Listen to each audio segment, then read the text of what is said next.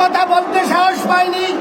সেই কথা উনি বলেছেন যে মসজিদ পাহারা দিতে হয় না, নামাজ পড়ার সময় পাহারা দিতে হয় না।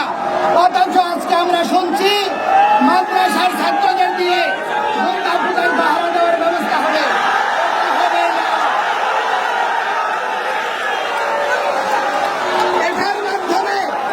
এটার মাধ্যমে মাননীয় ধর্ম উপদেষ্টা বিশ্ববাসীর কাছে বাংলাদেশের হিন্দুদের বাস্তব চিত্র তুলে ধরেছে যে এই দেশে হিন্দুরা কত বিপন্ন হলে অপরাপর ধর্ম বিশ্বাসের মানুষকে পাহারা দিয়ে তাদের অস্তিত্ব রক্ষা করতে হয়।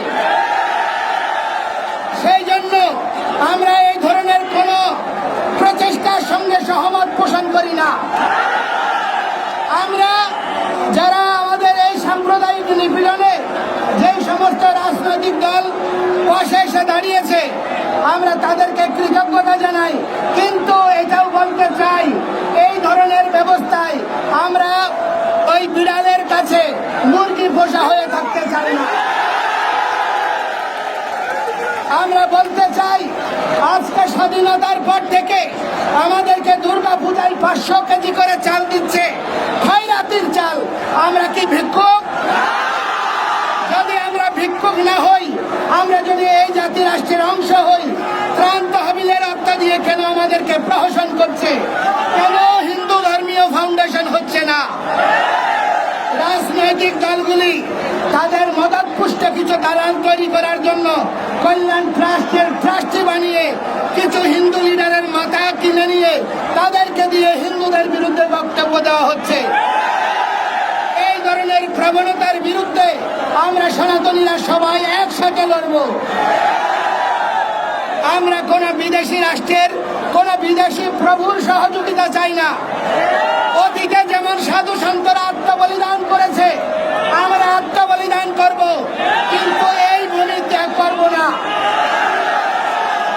আজকে সরকারিভাবে বলা হচ্ছে এই দেশে আমাদের একজন সেনা কর্মকর্তা উনি সংবাদ সম্মেলনে বলেছে বাংলাদেশের সংখ্যালঘুরা, ধর্মীয় সংখ্যালঘুরা তারা পৃথিবীর সবচেয়ে ভালো আছে।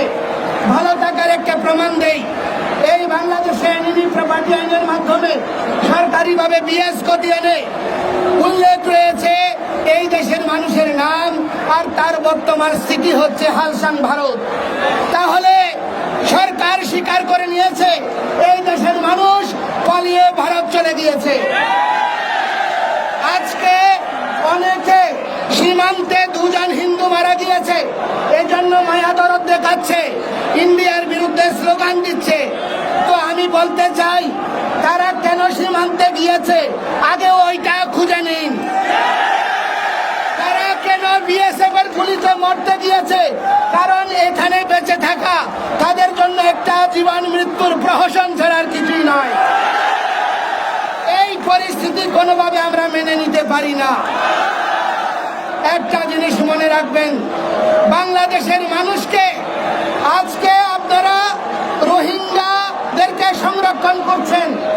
বাংলাদেশের মানুষ তাদের পাশে দাঁড়িয়েছে, মানবতায় বিশ্বাস করে বলে আমরা পুন্ডরিক ধাম থেকেও প্রতিটি মঠ মন্দির থেকে ত্রাণ নিয়ে রোহিঙ্গাদের পাশে দাঁড়িয়েছি। কিন্তু বাংলাদেশ থেকে যেই সমস্ত হিন্দুরা ইন্ডিয়ায় সহ বিভিন্ন দেশে আশ্রয় নিয়েছে আজ পর্যন্ত কোন সরকার তাদেরকে ফিরিয়ে আনার প্রচেষ্টা করে নাই। এটা থেকে প্রমাণ হয় সব ভাইয়েরা এক ভাই, তারা সবাই চাই আমরা এখানে থাকি না। সেজন্য আমি বলতে চাই এই ধরনের প্রহসন বন্ধ করুন। আজকে গতকাল 6টা কমিশন হয়েছে, সংবিধান সংশোধন কমিশন থেকে শুরু করে অনেকগুলো কমিশন হয়েছে। সেই কমিশনে যদি সংবিধান সংশোধন করতে হয় সেখানে অবশ্যই আমাদের সনাতনীদের সর্বগ্রহণযোগ্য প্রতিনিধি থাকতে হবে,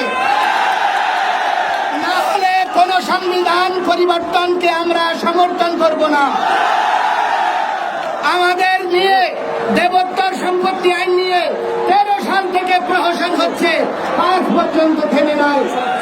আজকে যখন আমি এদিন পুলিশ কার্যালয়ে গিয়েছি, জেলা পুলিশ কর্মকর্তার ওখানে ডিএসপির লোক বলছে যে আপনারা কোন জায়গা থেকে এসেছেন।